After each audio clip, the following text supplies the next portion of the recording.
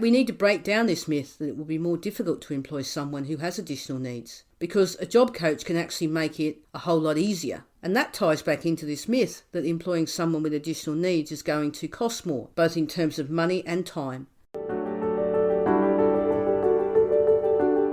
G'day, I'm Debra Caldow.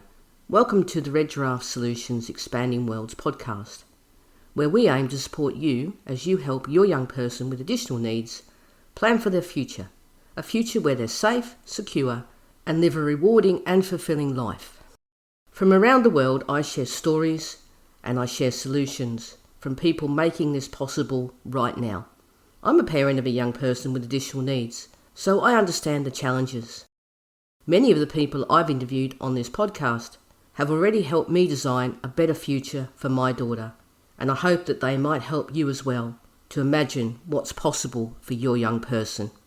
This podcast is made possible by Red Giraffe Solutions, which is a project I'm proud to be part of, supporting families to build a better future for their children.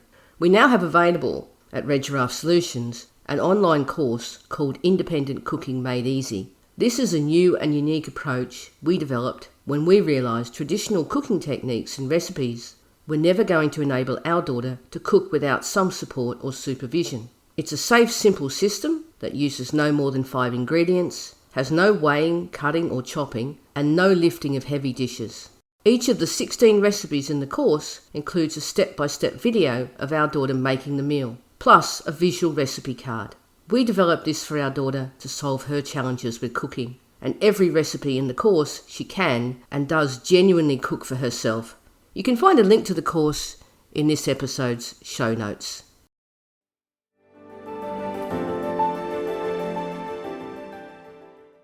Over the last few episodes, I've been talking to people focused on providing employment opportunities for young people with additional needs at an organisation called the SAND Project.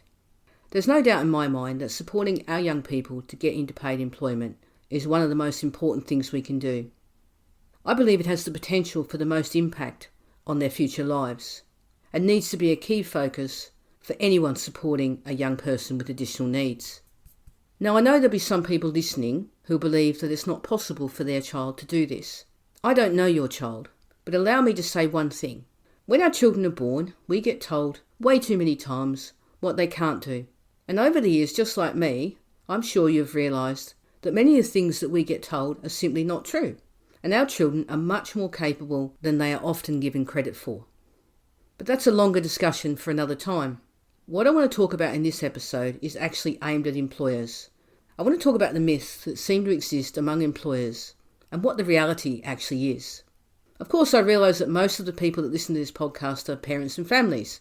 That's who the podcast is here to serve. But I want to talk about this topic because I think that we need as families a bit more ammunition when we go into battle for our young people to get that paid job. And I hope that I can help give everyone a bit more to work with. So what are some of the main myths that employers have? Well, really, I should say, what are some of the main myths society has about our children? Because most of those potential employers are really only reflecting wider societal views. Let's start with ability, or this perceived lack of ability that seems to exist about our young people. Of course, it's not helped by the language we all use, terms like learning disability. Yes, better than some of the words that have been used in the past. But let's be honest, however we spin it, it kind of sounds like our children have trouble learning. And that's simply not true. They just learn in a different way. I don't find special needs a particularly positive term either, because over time it's also been assigned some clear meanings. And more often than not, that's about deficits, not differences. The term I use is additional needs. I prefer this deliberately general term, which avoids narrow labels, which too often make it easier to limit the expectations for an individual. And this idea of limited ability feeds into the myth that our young people are takers from society, not contributors. One of the many things I admired about the SAND Project was that it was created as a business and not a charity. And I think that this had a positive impact on the organisations that they approached to work with them. But I'm not criticising any organisation that chooses to become a charity, because that has clear advantages in terms of fundraising. And let's be honest, any organisation supporting our young people needs to take any advantage they can get, because there simply isn't enough funding and financial support to achieve all the things that are needed to properly support our young people. However, I think there's a real difference in people's minds about supporting young people with additional needs and helping them through charitable donations. Right or wrong, when we donate to a charity, it's about providing help. But when we buy from a business, it's about giving our money for something of value back. And we expect to get value for our money, regardless of who's providing that product or service. In my mind, the ideal scenario is that the organisations that support our young people be seen as businesses, or at the very least, non-profit organisations. But I also recognise that in the meantime, the reality is that many of these organisations will often have a charitable side in order to maximise funding opportunities. Ultimately, it would be great to get to that point where the funding that they received wasn't based on the charitable status of the organisation. But I realise that we're probably an awful long way from that happening.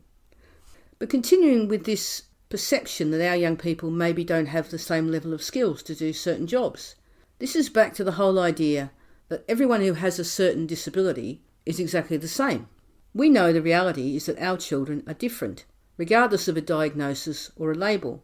And again, this is often compounded by the language used. For example, when we talk about an autism spectrum, the use of spectrum automatically makes most people think of a continuum, as if a person could be a little autistic or a lot autistic. Thankfully, this idea has been pushed back against and there is a better understanding. If we want to visualise it, we should visualise it as a wheel, where all of us have different strengths and things we find challenging. Thinking about each of us in this way prevents us falling into the trap that whatever label a person has been given also clearly defines exactly who they are and what they're capable of. So let's bring this back to the reality of a workplace where every person with additional needs will have things they are good at and things they're not good at. For any business employing someone, regardless of their needs, they're looking for someone who is strong in the skills needed for a specific role. There's no reason that can't be someone who has additional needs, but who also happens to be perfect for that particular role. This is also where organisations like the SAN Project come in, building that understanding about an individual and offering that buffer of a job coach so that the orientation period that all employees get anyway becomes smoother. In fact, we need to break down this myth that it will be more difficult to employ someone who has additional needs, because a job coach can actually make it a whole lot easier. And that ties back into this myth that employing someone with additional needs is going to cost more, both in terms of money and time. And this refers to what seems to me to be one of the most misunderstood concepts when it comes to employing our young people. 2 words: reasonable adjustments. Every time this topic comes up, it seems to me that the word reasonable disappears completely, and the only thing that people hear is adjustments. A bit like in the last episode of the podcast where the topic was job coaches, and my guest talked about the fact that a lot of people still don't understand what a job coach actually does. There is definitely a misunderstanding of what a reasonable adjustment might involve. The most common misconception is that reasonable adjustments are always expensive. Many adjustments cost nothing or very little. These can include changes to working hours, allowing working from home, altering communication methods, or simply allowing someone to work sitting down or standing up. And often businesses are already offering some of these reasonable adjustments to their existing employees. It's just they haven't labelled them reasonable. In fact, they haven't labelled them at all, except to maybe call them good workplace practices. It's important to be reminded that the benefits of making reasonable adjustments as well often outweigh the costs. Benefits like increased productivity, improved morale, higher retention rates, not to mention a positive reputation for the business as an employer. At the beginning I said that part of the reason I wanted to talk about these things was to give some counter-arguments against the myths. As always, we need to be leading the charge for our children, challenging the myths and misconceptions. And many of us also work in organisations that accept these myths as truths. So by highlighting what the myths are and sharing the truth, we can also help accelerate changes in the workplace. All of our young people may have limitations in some areas, but they have strengths and capabilities in many others.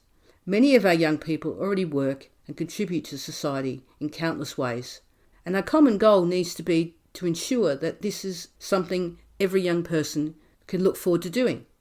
It's often societal attitudes built on these myths I've talked about that create the barriers, not any additional need our young people might have. By changing workplaces, we can help create a movement that confines these myths to where they belong, in the past.